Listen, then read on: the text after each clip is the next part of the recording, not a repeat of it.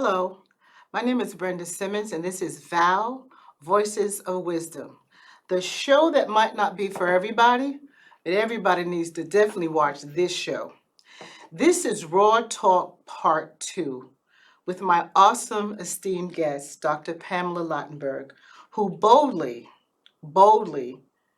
shared and decided to come on the show. We first met basically on a question that a white person said to me, what can we do?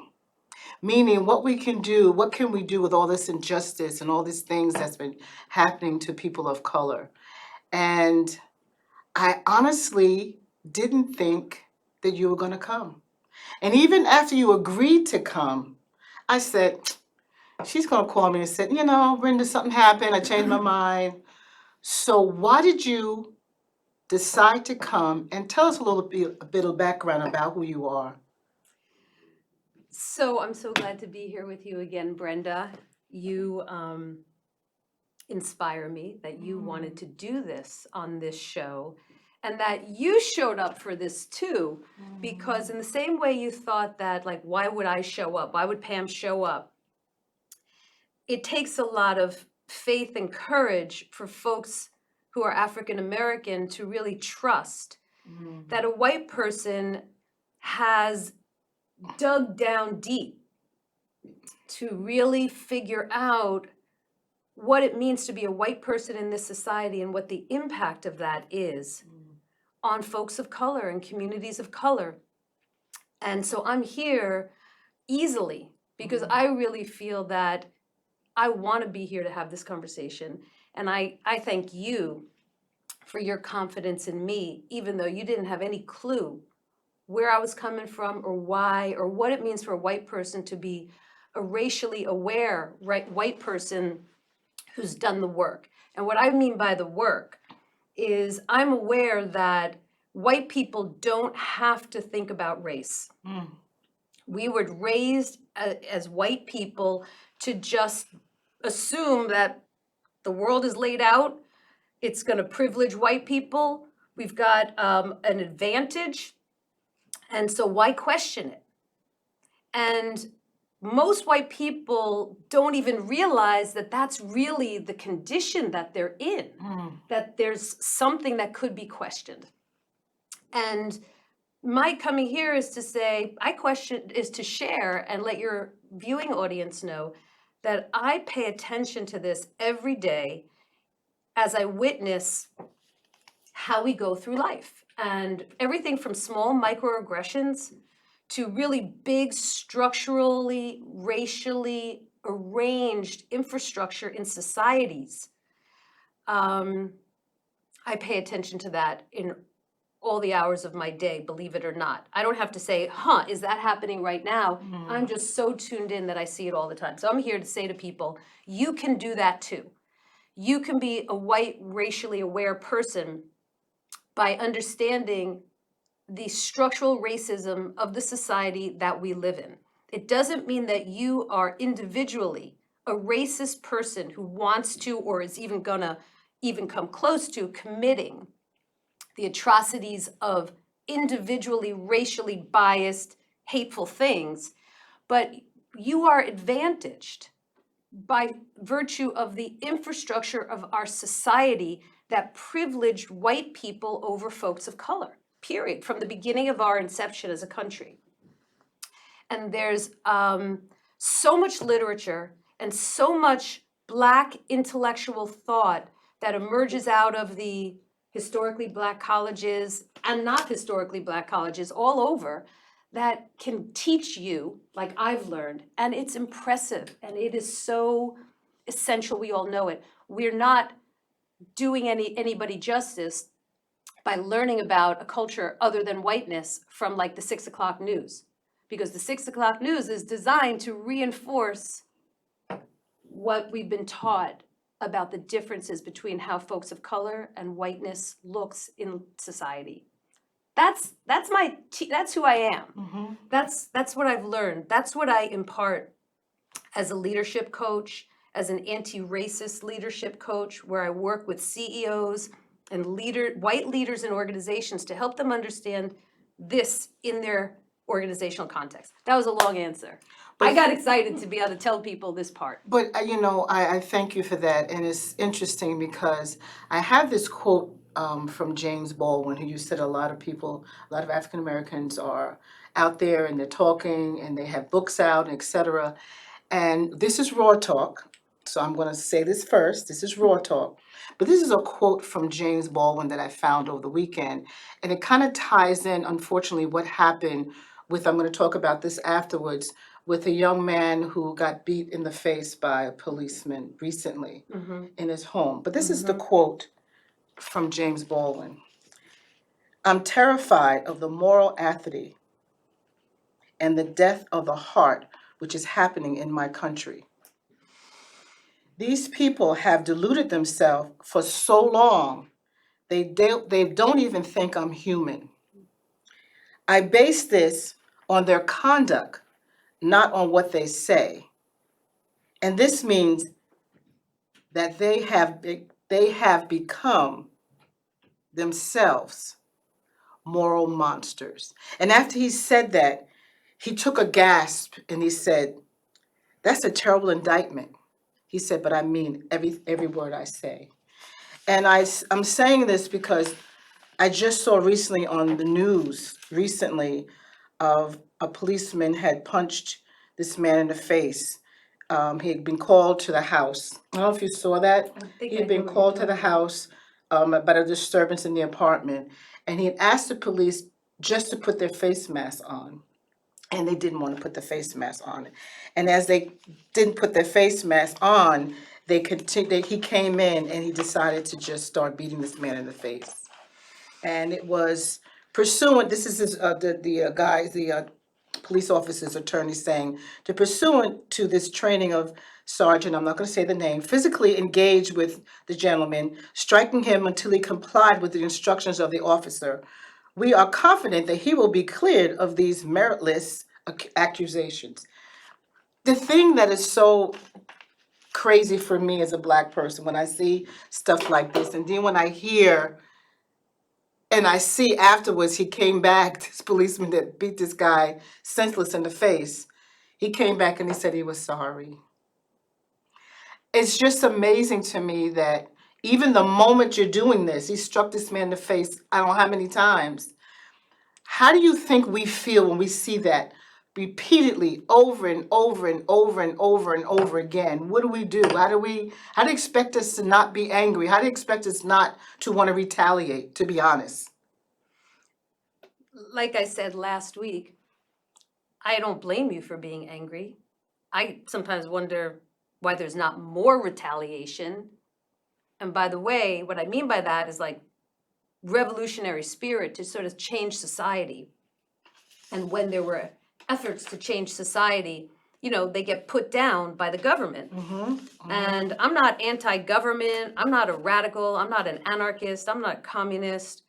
But let me say that, of course, that makes sense to me too, because there is a system or a problem of the chronicity, the chronicness of that happening to folks of color that looks like they are dispensable, that their humanity is not remembered or held. If you're looking at TV and see this man who got punched in the face, you might say, oh, the police probably had a reason for this, right? A lot of people say that.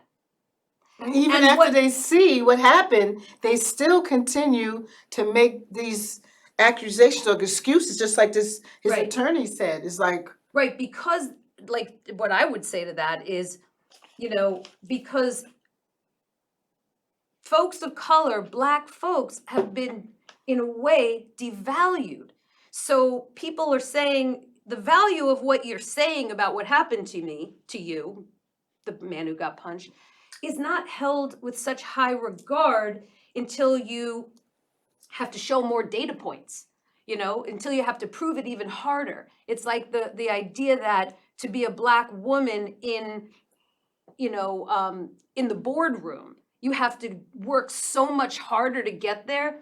Of course you do, because the proving ground is so much of a higher climb because the expectation is we don't believe you, you probably don't have, you're probably not telling the truth because there's a lot of that built into the training in society, the stereotypes, the bias, and white people have learned this.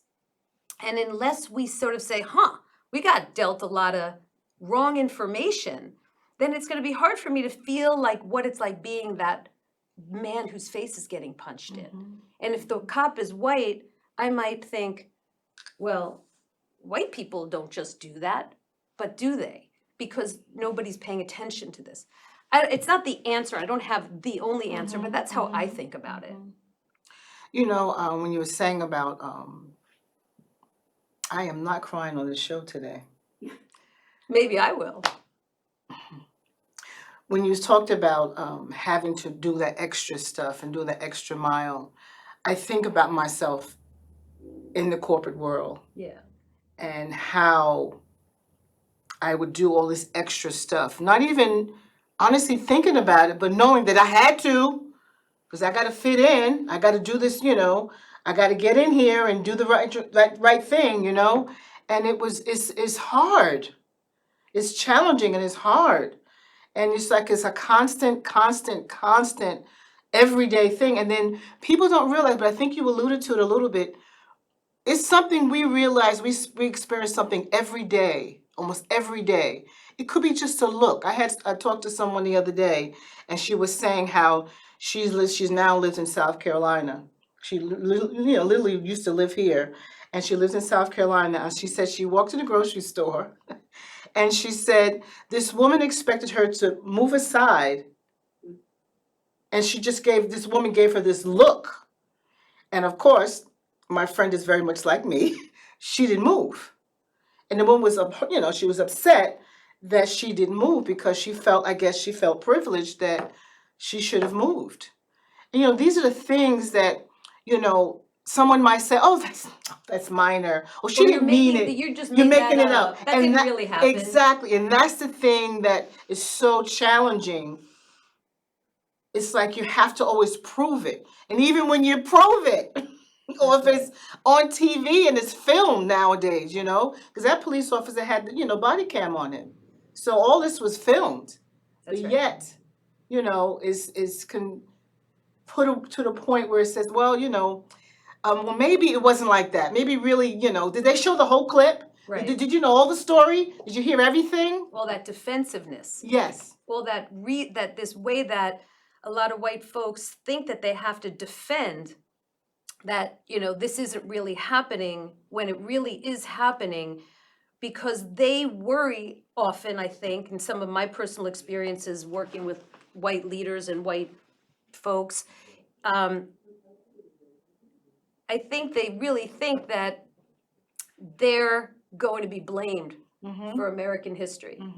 And what I like to help people think about is you're not going to be blamed for American history if you work to undo the structural inequities, the structural inequalities, and try to undo the damage. That's what I try to do.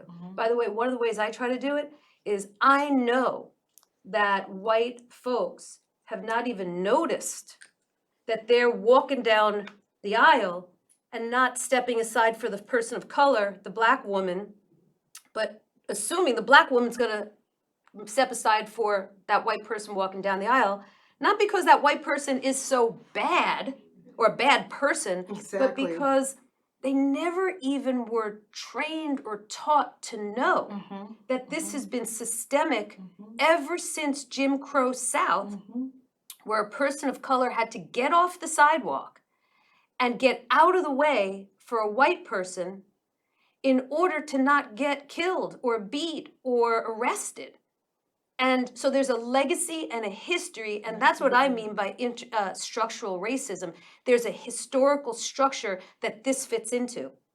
So when I'm in that grocery store or wherever, and a person of color is walking, I take the step to the side, anticipating in my effort to undo the damage of history where once upon a time, devaluing of folks of color meant that they were supposed to do that. Mhm. I don't feel devalued Mhm. to step aside. Mhm. I feel like I'm trying to say that whole system was messed up.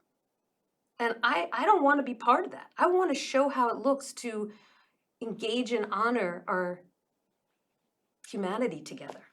And it's just like how we end up being on the show. I know there's some sincere, compassionate white people that really seriously, just like the person asked me, what can white people do? And I know that for sure. But then I know that it's a challenge for a white person also because maybe they don't know how to do it. And like you said, making that one little small step is a wonderful thing. I'm just remembering we're doing a flow as we said. I remember going when it was in CVS, and I was coming out of CVS, and this woman was coming out, and I opened the door for her, and she said thank you. We were walking to the parking lot, and we got into this wonderful, wonderful conversation. I had knew this lady, but interesting. One of the statements I had mentioned last time. I mean, I didn't think I mentioned it last time, but I mentioned it in our conversation off camera about how we might not personally know someone, but we might know them historically. But that moment in CVS with that woman, we just had this wonderful conversation. She said, it's such a pleasant thing for us to be human. And it was simply about because we were just being polite to each other, just being kind to each other, just respecting each other, being human to each other, and it was such a special moment. So I know, this is raw talk and we're saying some heavy things today, but I do know there are some people there out here that really want to help. And you're sharing just small little things that can help, that we can do for each other because we have to do something because sometime I am not crying on this show today.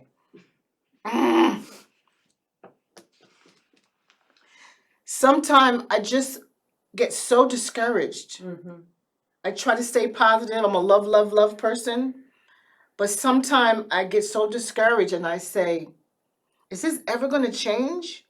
Is this ever going to get better? It seems like it's getting worse to me. I could be wrong, but I don't think I am. I'm just going by what I've experienced over my lifetime and where we are now. I remember when President Obama was elected president twice. Some people said, oh, racism is over. Thank God we're going forward. But we have right now seeing a serious backlash of that. Do you think so? Oh, 100%. 100%. I think the way I think about all this, there once was a Confederate South. And I think some of the roots of that are alive and well, never went away. There once was a town in Long Island in the 50s, I think it was, or maybe the late 40s. That was a Nazi town. There's a lot of that embedded in America, and we have to not forget. And it kind of is surfacing again and rearing its head and creating all kinds of disenfranchisement and inequalities again. Affirmative action changes, our Supreme Court, women's rights, like right to choose, trans rights right now are so under the gun. It's like there's just an attempt to cage people again.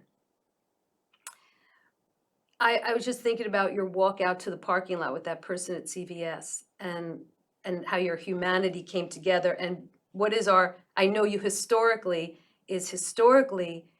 there was a big divide between racial awareness, racial understanding cross-racially and communication like we're having cross-racially about the way race is a big dynamic in reality in our lives, between us, our differences, and what we can do with that. And it sounds like in that moment, she was, there was something different that emerged, not the historical structures that keep us apart, but so what can white people do?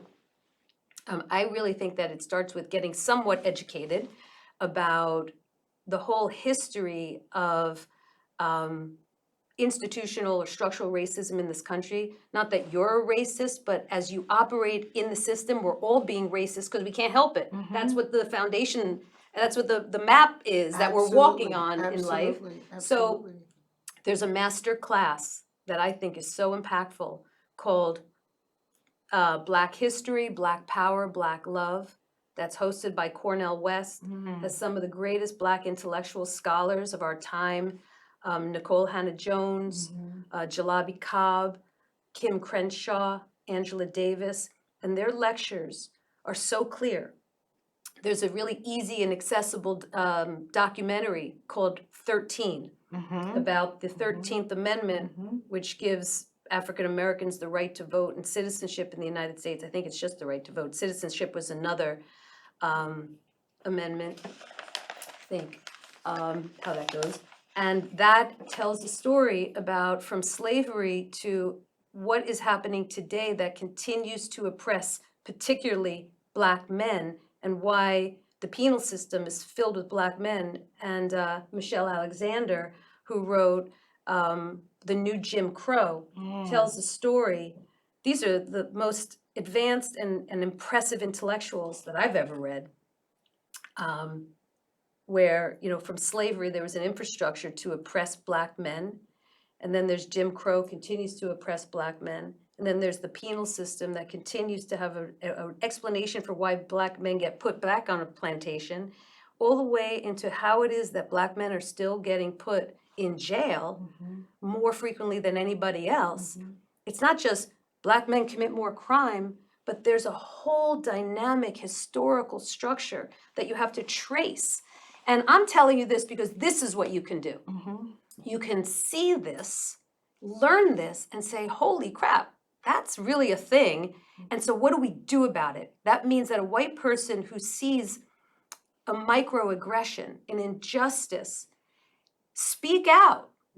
Don't wait for the person of color to have to do yet another heavy lift. If you're sitting in the boardroom at your job in your community and you see a Black person not, you know, around a table and like that person's voice hasn't been heard, to like not just wait for that Black person to say, what about me? I've got a comment to say, I haven't been called on to speak, to call that out. Like, what's going on here?